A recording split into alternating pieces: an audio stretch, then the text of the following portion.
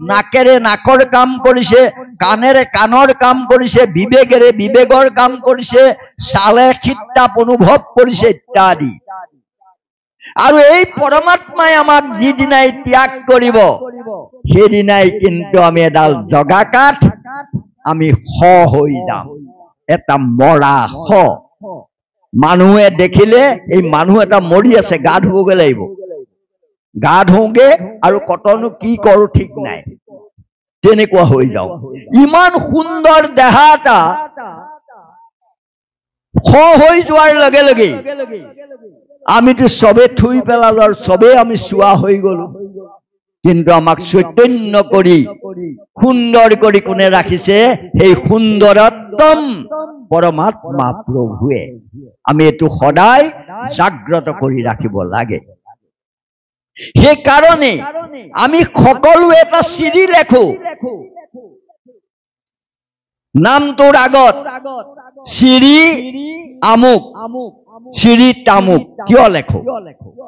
চিৰিটোত এটা মৰা শ দিওঁ, তালবিয়া শ। এই শটোক কি কৰো? মাধৱদেৱ পুৰুষে ঘোষাৰ ঠাইত কৈছে যে দীঘৰিকাৰে ঈশ্বৰক বুজায়। আমি ওপৰত এডাল দীঘৰিকাৰ দি দিলো চিৰিটোৰ, নিদো জানো? ওপৰত শটোৰ ওপৰত ডাল দীঘৰিকাৰ দি দিওঁ।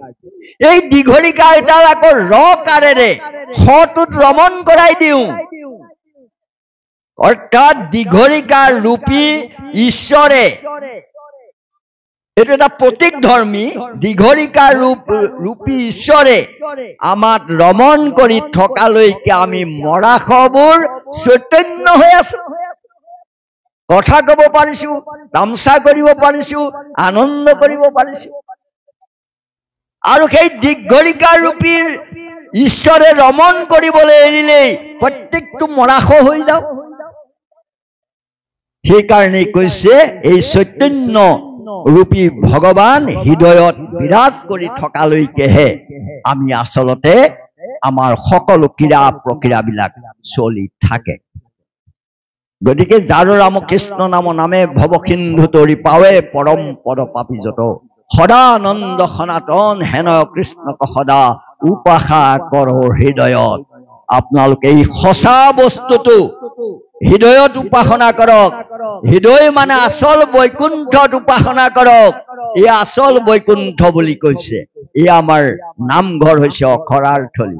অখৰা কৰিবই লাগিব, অখৰা নকৰিলে ভাল ভাওনা কৰিব নোৱাৰে। সেইকাৰণে আমি নামঘৰলৈ আহিব লাগে। কিন্তু আচল